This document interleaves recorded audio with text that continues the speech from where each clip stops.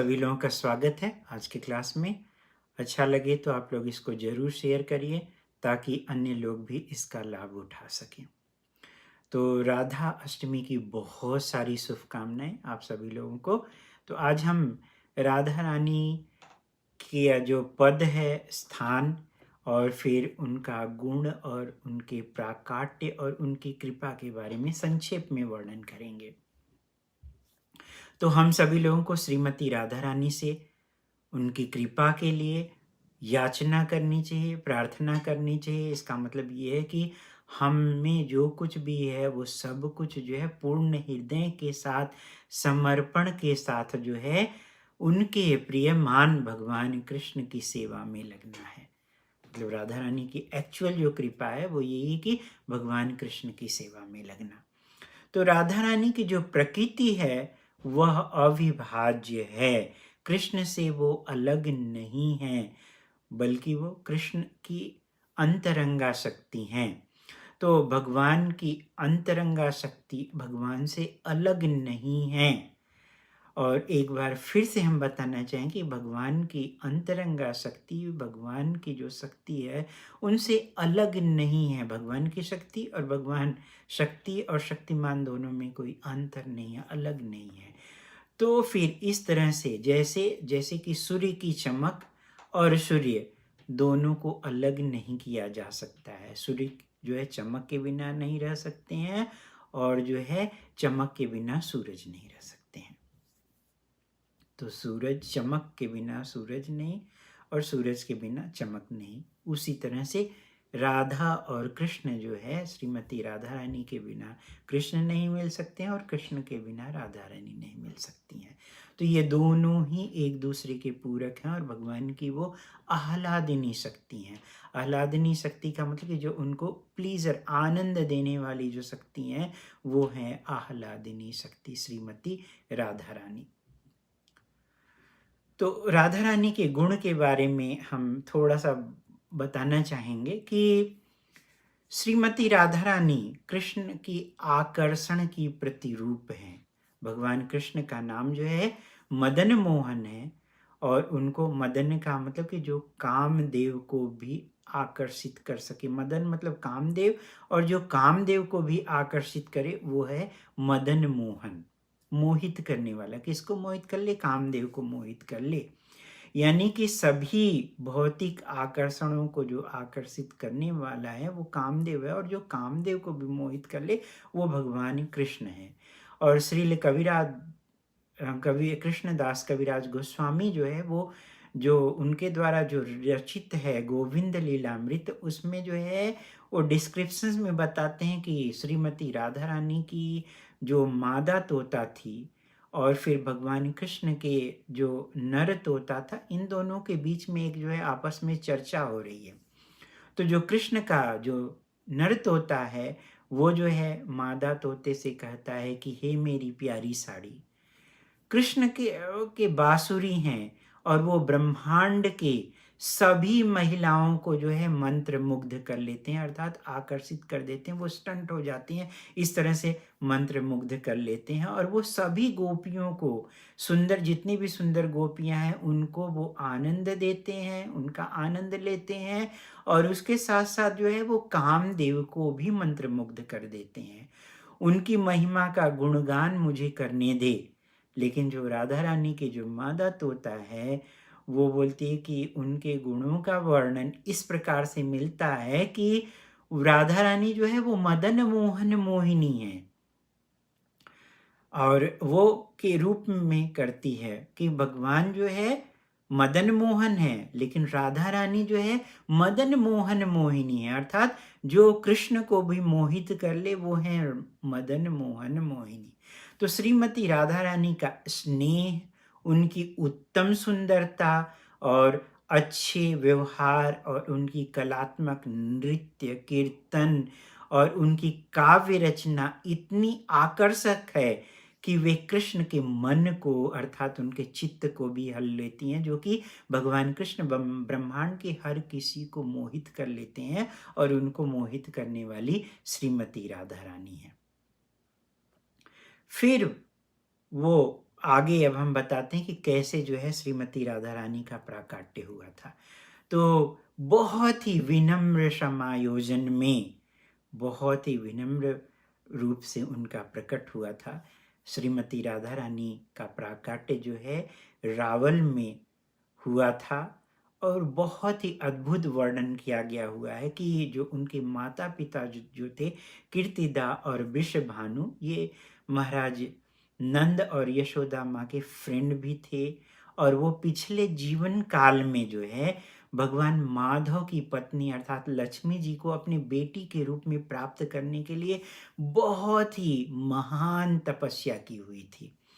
और फिर उनकी इच्छा थी कि राधा रानी जो है भगवान कृष्ण के जो पत्नी है माँ, जो लक्ष्मी जी, उनके यहाँ पुत्री के रूप में वो उत्पन्न हो। तो जब वे वृंदावन में रहते थे तो नंद महाराज और यशोदा की तरह उनके भी कोई बच्चे नहीं थे। और फिर वो यमुना के तट पर पूर्वी छोर पे जो है गोकुल के जो है वो आ गए नंद और यशोदा महाराज के पास में रहने के लिए। और फिर वृषभानु महाराज के घर के पास ही यमुना नदी बहती थी।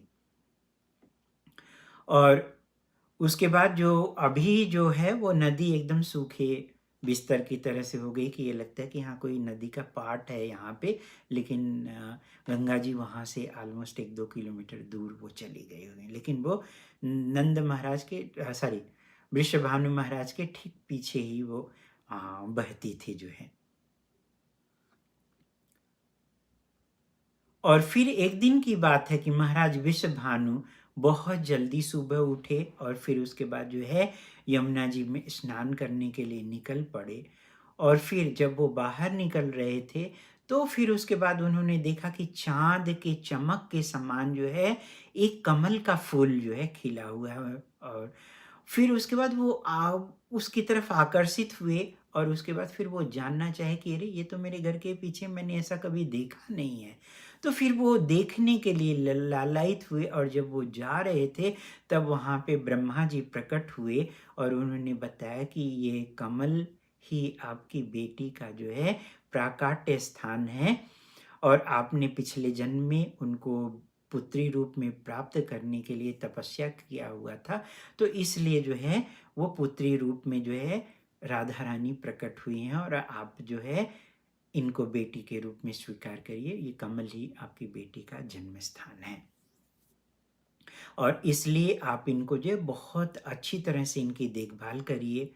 और वृषभानु महाराज जो है कमल के पास गए तो उसके अंदर जो देखा तो एक बहुत ही खूबसूरत, सुंदर, प्रबल, सुनहरा रूप वाली कन्या जो है वो प्रकट हुई थी। और श्रीमती राधा रानी के रूप को देखा उन्होंने, और फिर सावधानी पूर्वक उस कोमल बच्ची को जो है लेके आए, और फिर अपनी पत्नी कीर्तिता को दिया और समझाया कि यह ब्रह्मा जी के द्वारा प्रबंध किया गया हुआ है, और यह लो हमारी ये जो है प्रार्थना पूरी हो गई है। और इस तरह से राधा रानी का जो है दिव्य प्राकट्य हुआ।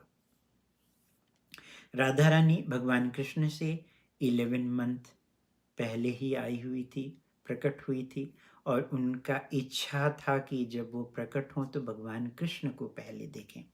तो नारद मुनि को पता चल गया हुआ था कि राधा रानी जो है प्राकट्य हो चुकी हैं, क्योंकि भगवान अब आने वाले हैं। तो इसलिए वो राधा रानी की खोज कर रहे थे घर घर जा कर के। और राधा रानी जब प्रकट हुई थी तो उन्होंने अपनी आंखें बंद कर ली हुई थी, जैसे गूंगी बहरी बच्ची हो कोई, आंखें वो खोलती ही नहीं थी। बहुत ही खूबसूरत, वो जैसे कि तप्त कांचन, मतलब कि तपाया हुआ सोना है, उस तरह से जो है श्रीमती राधा रानी हैं। लेकिन उस समय वो जो है वो सब कुछ तप्त कांचन होते हुए भी उन्होंने अपनी आंखें जो है वो बंद की हुई थी। वो प्राकट्य जो है अपना इस तरह से लिया कि कोई उनको जो है दूसरा कोई किसी और को वो देख न सकें जो है, इस तरह से। तो फिर नारद मुनि खोजते-खोजते महाराज वृषभानु के यहाँ गए और फिर वो बोले कि आपके यहाँ कोई छोटा बच्चा है तो हम आशीर्वाद देना चाहते हैं। तो उन्होंने बच्चों को लाया, फिर बोले कि चले गए और उसके बाद तो फिर बोले कि कोई बच्ची भी है क्या? तो बोले हाँ, एक बच्ची है, लेकिन अब हम क्या करें उसको, आपको के पास कैसे लाएँ? वो तो बच्ची जो है आँख खोलती ही नहीं। तो बोले कि आप लेके आइए। जब बच्ची आई तो नारद मुनि समझ गए कि ये तो श्रीमती राधा रानी है। और उसके बाद उन्होंने बोला कि हम इंतज़ाम करते हैं और उसके बाद तो फिर आपको ये कुछ सामग्री, पूजा सामग्री लाना होगा। और फिर वो बोले कि हमें कोई डिस्टर्ब ना करे, हम ये विशेष प्रकार का अनुष्ठान करेंगे।